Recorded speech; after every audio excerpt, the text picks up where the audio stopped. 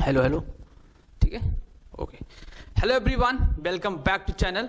एक बार आपके साथ फिर जुड़कर बहुत अच्छा फील हो रहा है, जिसमें हम सीखेंगे पीजीटी और टीजीटी जो आपके किसी भी स्टेट से हो या दिल्ली से हो या फिर केवीएस का हो जो सेंट्रल है, या फिर कहाँ से हो एनबीएस का हो, या यूँ कहें कि ईएमआरएस, या फिर आज के समय में ट्रेंड चल रहा है बीपीएससी का।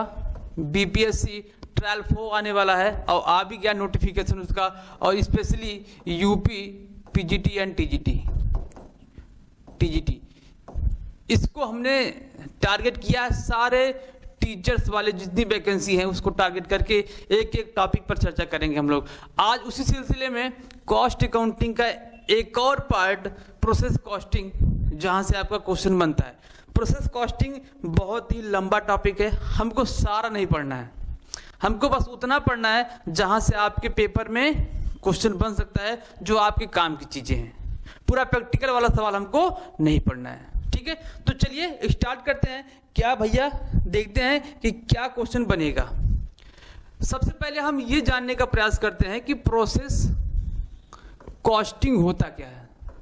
प्रोसेस कॉस्टिंग होता क्या है, इसका हम मीन्स देखने का प्रयास करते हैं, मीनिंग देखेंगे। मतलब कि इसको अगर हिंदी की बात करें तो हिंदी में से क्या बोला जाएगा, प्रक्रिया लागत बोला जाएगा, प्रक्रिया लागत अंकन बोला जाएगा, ठीक है। ये होता है। अब इसका मतलब क्या होता है ये देख लो पहले भाई। सबसे पहली बात, प्रक्रिया लागत क्या होता है इसमें देखेंगे। प्रोसेस कॉस्टिंग में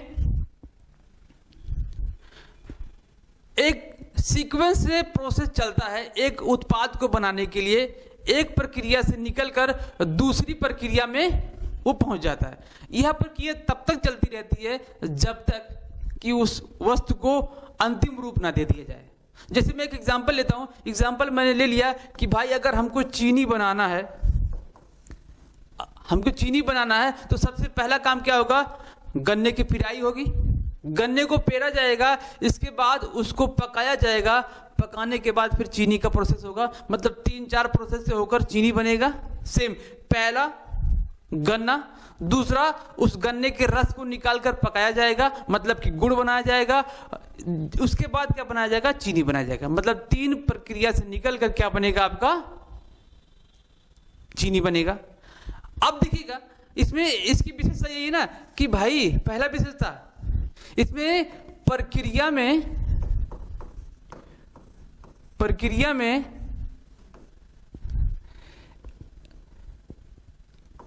एक प्रक्रिया की अंतिम उत्पाद अगली प्रक्रिया की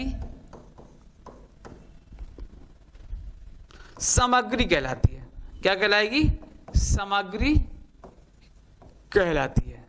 मतलब कि भैया गन्ने का रस निकला तो इसका एक फाइनल प्रोसेस हुआ, पहली प्रक्रिया का प्रोसेस का। देन दूसरी प्रोसेस पे पहुंचेगा तो वो क्या कहलाएगा, उसकी लिए पहली यानी सामग्री कहलाएगा, मतलब रॉ मटेरियल कहलाएगा। और देखिएगा एक और पॉइंट इसमें देखते हैं कि प्रक्रिया एक की प्लांट मतलब मशीन, प्लांट केवल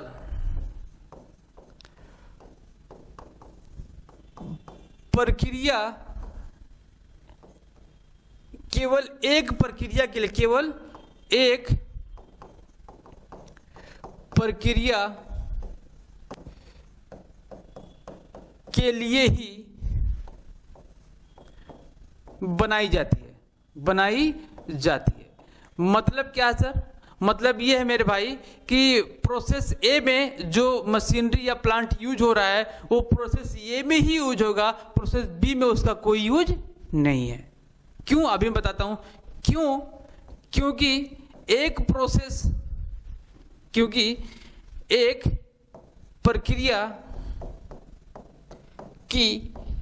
प्रक्रिया की उत्पाद अगले प्रक्रिया अगले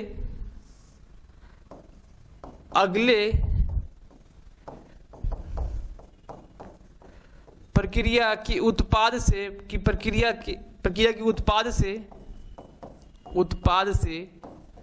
भिन्न होती है। क्या होती है? भिन्न। मतलब क्या है भाई? मतलब ये है कि प्रोसेस ए मान लेते हैं, प्रोसेस बी मान लेते हैं, दोनों का जो प्रोडक्शन होगा, प्रोडक्ट निकल के आएगा, उनके वस्तु का जो आकार होगा, साइज होगा, क्वालिटी होगा, वो अलग अलग होगा। इसीलिए एक प्रक्रिया का प्लांट केवल एक प्रक्रिया के लिए यूज होगा, दूसरी प्रक्रिया के लिए यूज नहीं होगा। अगला देखते हैं, 4th नंबर क्या कर रहा है कि इसके जो उत्पाद होते हैं वो सजातीय और सदृश होते हैं। ये क्या है सर? ये इसका मतलब ये है कि सजातीय का मतलब होता है होमोजीनियस और सदृश का मतलब होता है सिमिलर। ये जो मैंने ऊपर बताया ना, क्या होगा भाई? एक प्रक्रिया, सपोज मैं मान लेता हूं process A, process B, process A की जो उत्पाद निकल के आएगी वो प्रोसेस बी के उत्पाद से क्या होगी? डिफरेंट होगी। बट क्या है कि प्रोसेस ए में जो आपका उत्पाद निकला हुआ है वो प्रोसेस ए के जितने भी उत्पाद होंगे दोनों सब सेम होंगे। प्रोसेस बी में जितने भी उत्पाद बन के निकलेंगे वो प्रोसेस बी के जितने भी उत्पाद निकलेंगे सब क्या होंगे? सेम होंगे, अलग अलग नहीं होगा। कहने का मतलब है कि एक प्रक्रिया के अंतर्गत जितने भी गुड्स बनते हैं, उत्पाद बन के निकलता है, वो क्या होंगे? सेम होंगे। और दूसरी प्रक्रिया में जो उत्पाद निकलेगा वो भी क्या होगा? उस प्रक्रिया में सेम होगा। कहने का मतलब यही है कि ये सजातीय होते हैं और होमोजीनियस होते हैं। तो ये क्या होता है? प्रोसेस लागत का थोड़ा सा बेसिक था, मीन था। क्वेश्चन यहां से बन सकता है, 3 4 5 पॉइंट होते हैं, यहां से क्वेश्चन बनेगा। ठीक है, ये इसका बेसिक था। अब देखिए इन सब का मैं ब्रीफ में थोड़ा सा समझाने का प्रयास करता हूं। क्या कह रहा है देखिएगा। सबसे पहले कह रहा है कि जो मैं आपको समझाया उसी का एक एक विशेषता थोड़ा शॉर्ट में लेके आया हूं। क्या कह रहा है कि कई प्रक्रियाएं उत्पाद कार्य प्रक्रियाओं में से गुजरता है। मैंने बताया ना कि process A, process B, process C, तब जाके फाइनल उत्पाद बनेगा। कार्य कई प्रक्रियाओं से होकर गुजरता है तथा प्रत्येक प्रक्रिया का प्लांट किसी एक उत्पाद का निर्माण करता है। प्रोसेस ए में जो प्लांट लगा हुआ है वो प्रोसेस ए में ही यूजेबल होगा, प्रोसेस बी में नहीं होगा। नेक्स्ट कह रहा है कि सजातीय उत्पाद, जो मैंने बताया ना सजातीय उत्पाद, देखिए सजातीय और सदृश उत्पाद क्या होता है कि उत्पाद सजातीय एवं सदृश होते हैं। एक प्रक्रिया की इकाइयां एक प्रकार की ही होती हैं। मतलब कि प्रोसेस ए में जितने भी उत्पाद बने हुए हैं वो सेम होंगे। जब वो प्रोसेस बी में जाएगा तो प्रोसेस बी में जितने उत्पाद बनेंगे वो भी क्या होंगे? प्रोसेस बी में सेम होंगे। और फाइनल में जो बन के निकलेगा वो भी क्या होगा? सेम होगा। यही है सजातीय और सदृश। अगला कह रहा है कि मानक उत्पाद। मानक उत्पाद होता है, प्रक्रिया भी मानक प्रकार की होती है। यह क्या होती है? इसके कुछ स्टैंडर्ड होते हैं, डिसाइड होते हैं कि भाई process A, process B, process C में जितने भी बनकर निकलेंगे उत्पाद उनका कोई ना कोई मानक होगा, साइज होगा, कोई क्वालिटी होगी। मानक के अकॉर्डिंग ही प्रोसेस कंटिन्यू चलता रहता है। नेक्स्ट कह रहा है उत्पादन कार्य संपन्न करने के लिए प्रक्रियाओं का क्रम निर्दिष्ट होता है। प्रोसेस ए से निकलकर प्रोसेस बी में जाएगा, प्रोसेस बी से निकलकर प्रोसेस सी में जाएगा। ये क्रम डिसाइड होता है और ये क्रम तब तक चलता रहता है जब तक कि फाइनल गुड्स बनकर तैयार ना हो जाए। ये क्रम आपका हमेशा चलता रहेगा। बात समझ में आई? अगला कह रहा है कि निर्मित माल, कच्ची सामग्री, एक प्रक्रिया का निर्मित माल दूसरी प्रक्रिया में कच्ची सामग्री के रूप में कार्य करता है और ये उत्पाद के पूर्ण होने तक चलता रहता है। क्या कह रहा है कि एक प्रक्रिया में जो सामग्री अंतिम रूप बनकर तैयार हो रही है वो अगली प्रक्रिया का कच्ची सामग्री मतलब रॉ मटेरियल कहलाता है। कच्ची सामग्री का मतलब किसी वस्तु को बनाने के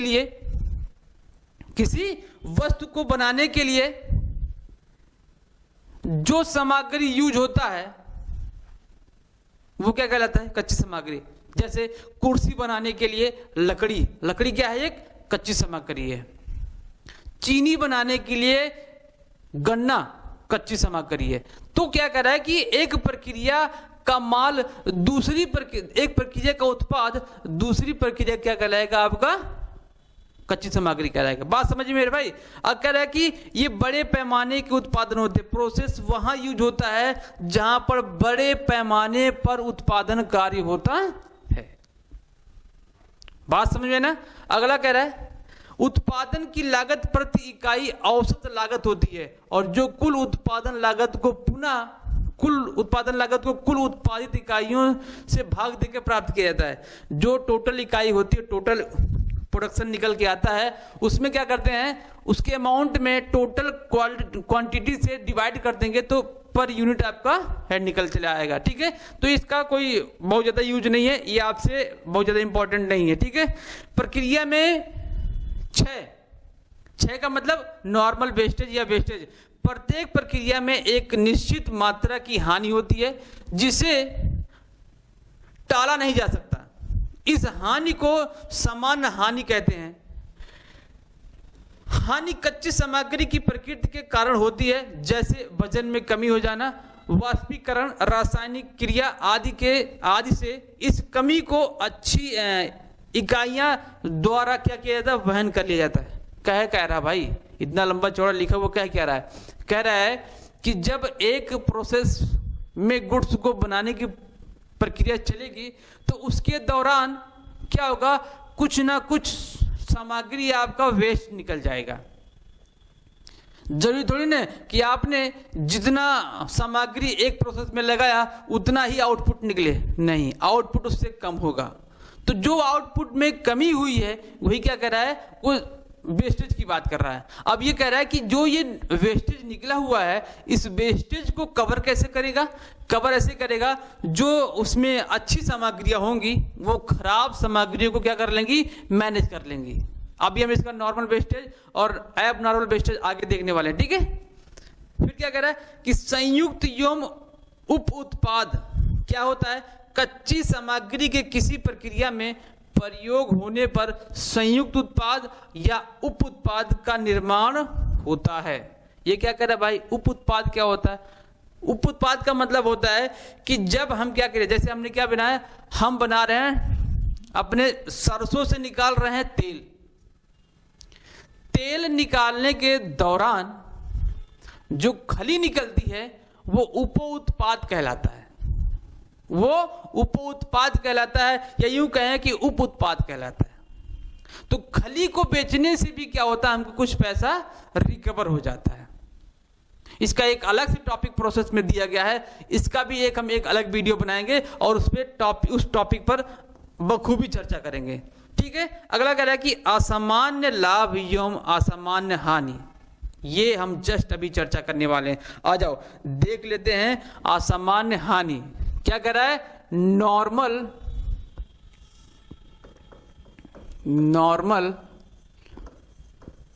वेस्टेज, नॉर्मल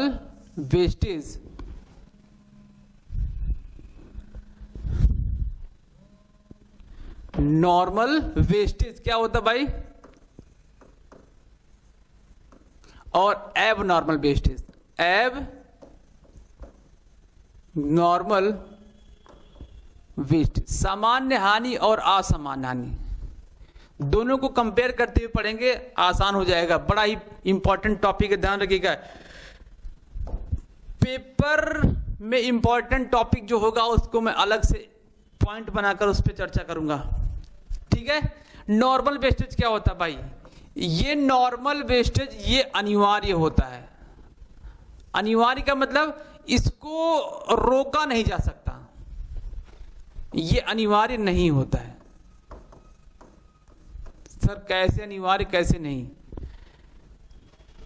अनिवार्य का मतलब है कि ऐसे क्षय हो जाएंगे, ऐसे वेस्टेज हो जाएंगे जिसको हम रोक नहीं पाएंगे।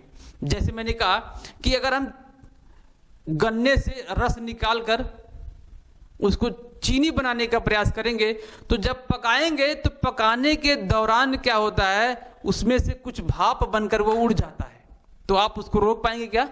नहीं रोक पाएंगे। तो ऐसे जो वेस्टेज होंगे वो क्या कहलाएंगे? नॉर्मल वेस्टेज होंगे, और उनको हम रोक नहीं पाएंगे, उनको रोका नहीं जा सकता है। सेम कैटेगरी के अनिवार्य नहीं होता है एबनॉर्मल वेस्टेज। क्या होता है? एबनॉर्मल वेस्टेज भाई अनिवार्य इसलिए नहीं होता है कि इसको रोका जा सकता है। कैसे? अभी देखते हैं। अब इसमें मैं अनिवार्य का मतलब, जैसे मैंने कहा ना कि भाप बनकर, क्या बनकर? भाप बनकर उड़ जाना, पहला इसमें हो गया। और देख लेते हैं,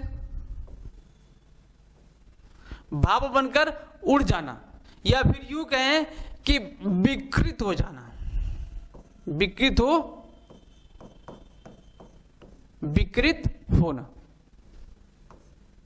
तो ये क्या हो जाएंगे? ऐसे वेस्टेज क्या कहलाएंगे? आपके नॉर्मल वेस्टेज कहलाएंगे। मजे की बात दूसरी देख लीजिएगा क्या है इसमें। मजे की बात ये ना कि इसको प्रोसेस अकाउंट के वेरी इंपॉर्टेंट पॉइंट, क्या है ये? Very important point, process account के क्रेडिट पक्ष में, कहां पर? प्रोसेस अकाउंट के क्रेडिट पक्ष में कहां पर दिखाते हैं भाई? इसको मात्रा वाले कॉलम में दिखाते हैं। इसको नोट डाउन कर लीजिएगा और 2-3 बार स्टार लगा लीजिएगा। कहां दिखाते हैं? मात्रा वाले कॉलम में दिखाते हैं, मात्रा वाले कॉलम में दिखाते हैं। इसको क्या कर लीजिएगा? नोट डाउन करके इसको स्टार लगा लीजिएगा। देखिए अब इसका दूसरा पॉइंट देखते हैं। इसका दूसरा पॉइंट ये क्या कह रहा है? ये कह रहा है मेरे भाई कि इसको भी कहां दिखाते हैं? प्रोसेस अकाउंट के क्रेडिट साइड में दिखाते हैं, लेकिन यहां पर मात्रा वाले कॉलम में तो दिखाया जाएगा, मात्रा वाले कॉलम में, प्लस इसको अमाउंट वाले कॉलम में भी दिखाएंगे। यहां दोनों में दिखाया जाएगा। प्रोसेस अकाउंट के क्रेडिट साइड में तो दिखाया जाएगा ही, कहां पर? मात्रा वाले कॉलम में, और कहां पर दिखाया जाएगा? अमाउंट वाले कॉलम में भी इसको दिखाएंगे। तो ये बड़ा ही इंपॉर्टेंट टॉपिक है भाई, इसको 2-3-4 बार स्टार लगा लो। अनिवार्य भी क्वेश्चन पर, क्या नॉर्मल वेस्टेज अनिवार्य होता है?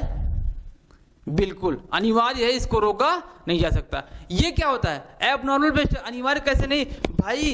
इसमें एबनॉर्मल लॉस या वेस्ट कैसे हो सकता है कि प्रबंध का कोई लापरवाही हो, उसमें हो सकता है, या फिर कर्मचारियों ने कोई लापरवाही कर दी तो वहां पर वेस्ट हो सकता है, या फिर प्राकृतिक आपदा कोई आ जाए तो उसको भी इसी कैटेगरी में रखेंगे। बात समझ में आई? ठीक है, तो ये क्या था आपका एबनॉर्मल, नॉर्मल। एक और पॉइंट देखते हैं भाई, आ जाओ। इंपॉर्टेंट पॉइंट क्या कह रहा है? कह रहा है ये मेरे भाई कि जो एबनॉर्मल वेस्टेज है उससे, किससे? एबनॉर्मल वेस्टेज से मात्रा, यानी या फिर वस्तु कह सकते हैं, या फिर उत्पाद कह सकते हैं, उत्पाद के मूल्य में वृद्धि हो जाती है, वृद्धि होती है। कैसे भाई? भाप बनकर उड़ गया, हमने 10 केजी किसी प्रक्रिया में लगाया और वो लास्ट उत्पादन बनकर कितना निकला? 5 केजी। तो हम अपने लागत को मेंटेन करने के लिए क्या करेंगे? उसके कॉस्ट को, उसकी सेल प्राइस को क्या कर देंगे? बढ़ा देंगे। ये बना ना? लेकिन ऐसा क्या है इसमें? ऐसा नहीं है, ऐसा इसमें बिल्कुल भी नहीं है। इसमें मूल्य वृद्धि नहीं होती है, इसमें मूल्य वृद्धि नहीं होती है। क्यों नहीं होती है? क्योंकि ये एबनॉर्मल वेस्टेज है, ये अनिवार्य नहीं होती है, इसको रोका जा सकता है। यहां मैं लिख दूं, इसको रोका जा सकता है।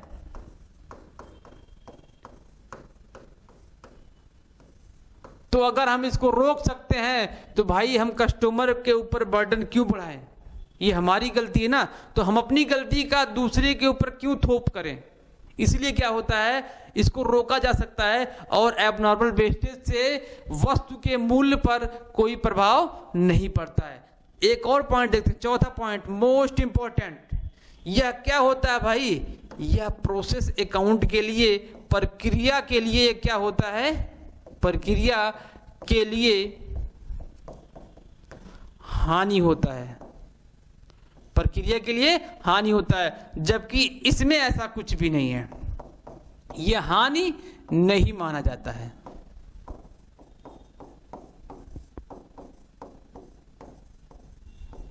यह हानि नहीं माना जाता है। कभी कभी पेपर में क्वेश्चन बन जाए कि क्या कह रहा है मेरे भाई, ये कह दे कि क्या नॉर्मल वेस्टेज के जो मटेरियल निकल गया नॉर्मल वेस्टेज के दौरान, क्या उसको बेचने से पैसा मिलेगा?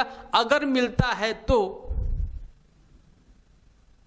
अगर मिलता है तो ये जो मूल्य वृद्धि हुई थी ना, तो ये मूल्य वृद्धि में थोड़ी सी कमी आ जाएगी, मूल्य वृद्धि में थोड़ी सी कमी आ जाएगी।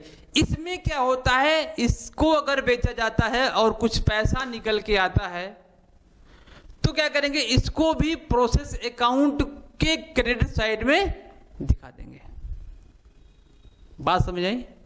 प्रोसेस अकाउंट के क्रेडिट पक्ष में इसको भी दिखा दिया जाएगा। ये है आपका नॉर्मल वेस्टेज और एबनॉर्मल वेस्टेज। इससे ज्यादा आपके एग्जाम में कहीं से भी क्वेश्चन पूछने के चांसेस नहीं होंगे। एक चीज और देखिएगा, इसमें मैं एक चीज और ऐड करता हूं भाई, में भी क्वेश्चन बन जाए। क्या कह रहा है कि एबनॉर्मल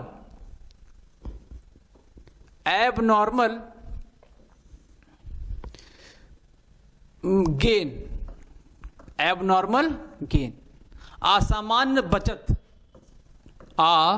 असामान्य बचत। असामान्य बचत क्या होता है?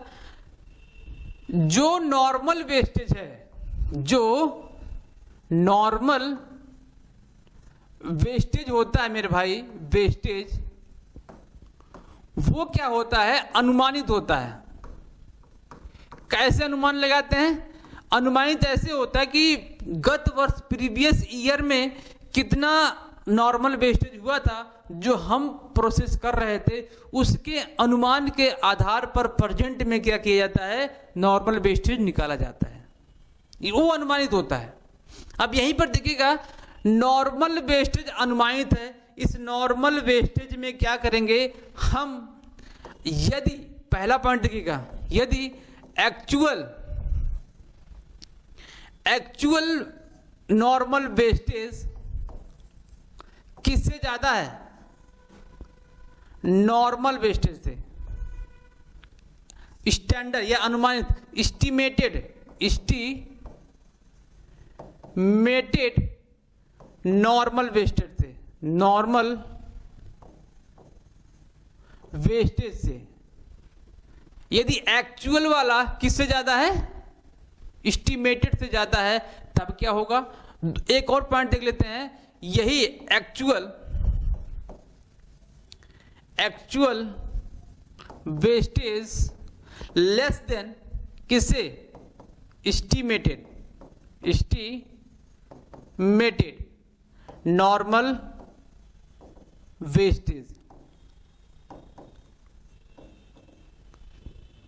ये दो पॉइंट बन रहे हैं।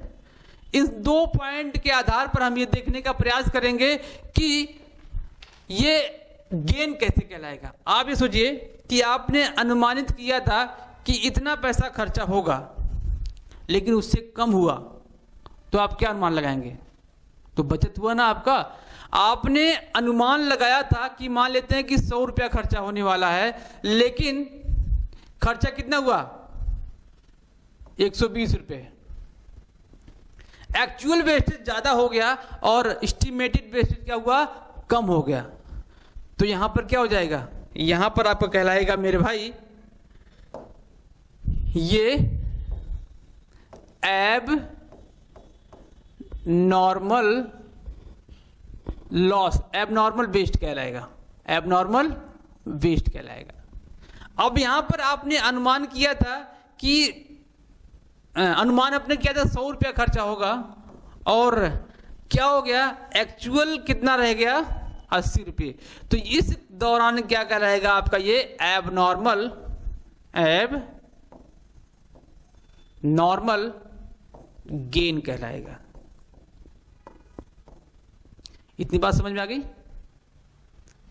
अनुमान आपने 100 रुपया किया था, खर्च कितना वेस्टेज कितना हो गया 80 रुपये, तो गेन कहलाएगा। अनुमान आपने लगाया था 100 रुपये और एक्चुअल में कितना हो गया, एक्चुअल में कितना हो गया 120, तो यहां पर एबनॉर्मल वेस्टेज हो गया। उम्मीद है कि आपको बातें समझ में आई होंगी। ये लंबा सा थ्योरी था, ये आपका अच्छा खासा थ्योरी था, मैंने 2 लाइन में इसको आपको समझा दिया, आसानी से समझा दिया। अब आपसे क्वेश्चन कहीं से भी आएगा प्रोसेस से, तो आप आसानी से कर पाएंगे। प्रोसेस जो कॉस्टिंग है बड़ा ही लंबा टॉपिक है, बड़ा ही लंबा चैप्टर है, हमको सारा का सारा नहीं पढ़ना है। मैंने कई सारे स्टेज के पेपर, पीजीटी के पेपर को देखा है, और उसमें से मैंने ये पाया कि प्रोसेस अकाउंट में जितने भी सवाल लगाए गए हैं, सवाल से आज तक कहीं क्वेश्चन पूछा ही नहीं है। क्वेश्चन कहां से पूछ रहा है मेरे भाई, प्रक्रिया जो लागत है, प्रक्रिया कॉस्टिंग है, वहां से क्या कर रहा है, उसकी विशेषताएं में से क्वेश्चन निकाल रहा है। कहां यूज होता है प्रोसेस, वहां से क्वेश्चन निकाल रहा है। नॉर्मल वेस्टेज क्या होता है, एब नॉर्मल वेस्टेज क्या होता है, वहां से क्वेश्चन निकाल के आपसे पूछ ले रहा है। और आप क्या होते हैं, पढ़ने में लगे होते हैं। प्रोसेस कॉस्टिंग पूरा हमको पढ़ना है, पूरा पढ़ेंगे तो पढ़ते रह जाएंगे। बस इतना पढ़िए, इससे ज्यादा आपको किसी भी स्टेट के पीजीटी, टीजीटी, टीचर वाली वैकेंसी जितनी भी होंगे, उसमें से क्वेश्चन कहीं नहीं पूछेगा, इससे ज्यादा कहीं आपसे पूछने वाला नहीं है। ठीक है, तो कॉस्ट अकाउंटिंग का ये आज का प्रोसेस कॉस्टिंग, और उम्मीद है कि उपकार्य और जो हमने बेसिक पढ़ा था वो सब आप लोगों ने अच्छे से पढ़ लिया होगा और रिवीजन भी कर लिया होगा। कॉस्टिंग में एक और चैप्टर आपका बचेगा कॉस्ट अकाउंटिंग में, कॉन्ट्रैक्ट। कॉन्ट्रैक्ट से भी क्वेश्चन भर भर के आते हैं आपके एग्जाम में। तो एक टॉपिक पढ़ाने के बाद हम कॉस्ट अकाउंटिंग को खत्म करेंगे, और इसके बाद इस पे हम क्वेश्चन बना के आपके सामने 2-3 वीडियो के साथ प्रेजेंट होंगे। ठीक है, आप उम्मीद है कि पूरा जो हमने पढ़ाया है उसको आप रिवीजन करते